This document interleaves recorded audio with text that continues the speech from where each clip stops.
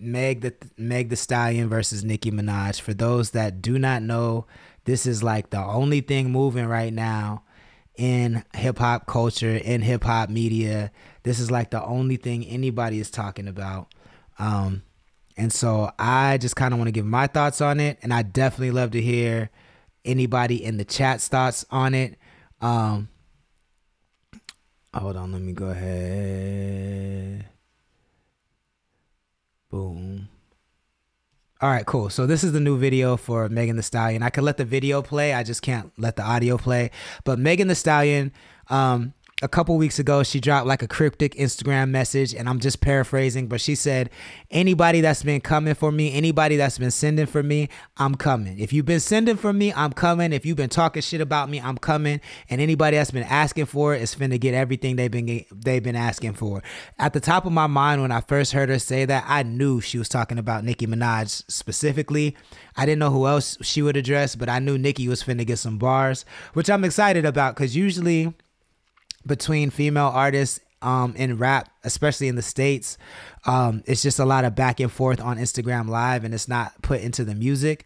So Meg just went straight at it. She went for the bars, and you know, I think the first bar is the strongest bar. The first bar of Megan's song, she says, "These hoes ain't mad at Megan. These hoes is mad at Megan's law." And for those that don't know, Megan's law is the law that makes it so sexual predators have to be on a list. They have to basically be on a public list, so the community that they live in knows that there's a sex offender in the neighborhood. That's Megan's law. And so the reason that's relevant is because Nicki Minaj's husband and brother have been accused of diddling minors. You know what I'm saying? So the first bar out the gate, Megan is swinging, and that's a bar. You feel what I'm saying? But then as the song progresses, she just goes on to basically accept the reputation that she's kind of been given in the industry as a promiscuous female that likes to fuck random and various rappers, which I don't care about. You know what I'm saying? To me, like, she not finna give me the pussy, so I don't care who she gives it to. That has nothing to do with me. But apparently that's a big deal in the industry, and people care about who she's sleeping with. So she just owned it, and she gives about 50 different bars about how she's not scared of dick, and she gonna fuck who she wants to fuck, and how everybody wants her pussy and all that. And that's cool. You know what I'm saying? I'm not mad at that. But overall, I think it's a cool diss. But then that triggered Nicki Minaj. So Nicki Minaj went on Twitter after this dropped, and went on Instagram and just started tweeting and Instagramming a bunch of nonsense, yo, like just nonsense. Damn, Megan looks good. I ain't even gonna lie.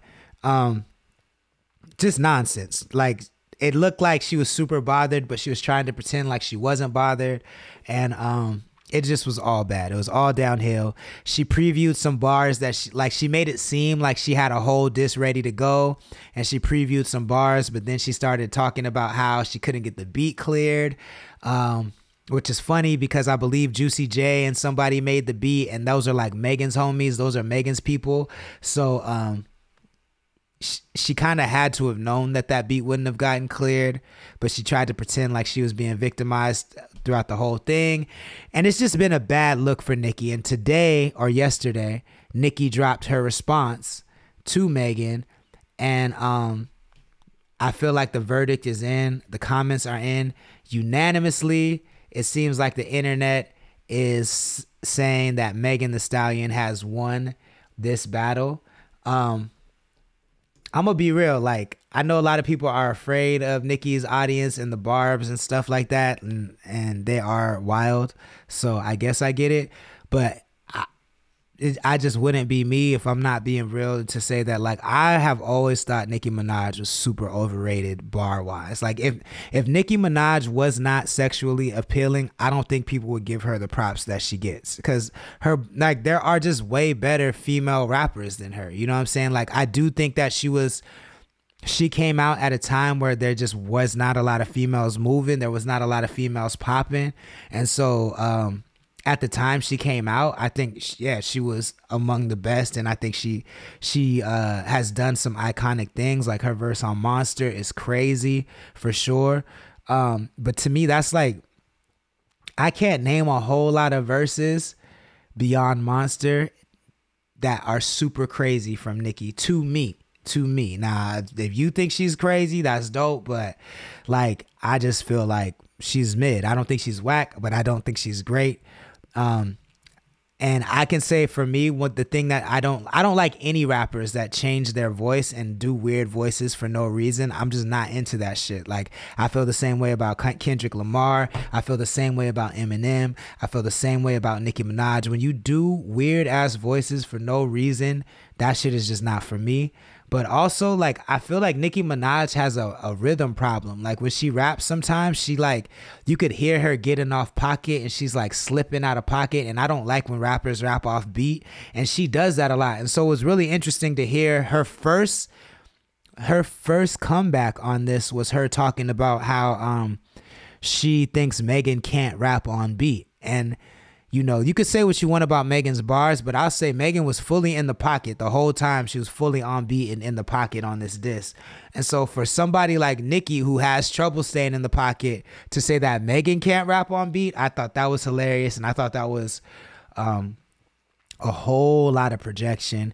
But to copy Celeb Source says Megan has been living rent-free in Nicki Minaj's head for the last 72 hours or so, and it shows. Nicki looks super pressed. She sounds pressed.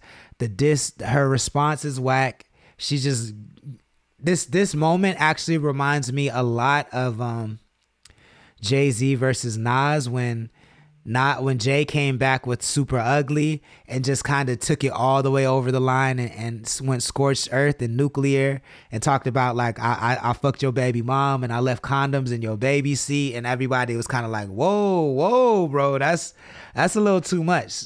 Nicki kind of came back and did the same and was talking shit about Megan's dead mom and just a whole lot of just nonsense and unnecessary shit. And like, none of this really addresses the fact or changes the fact that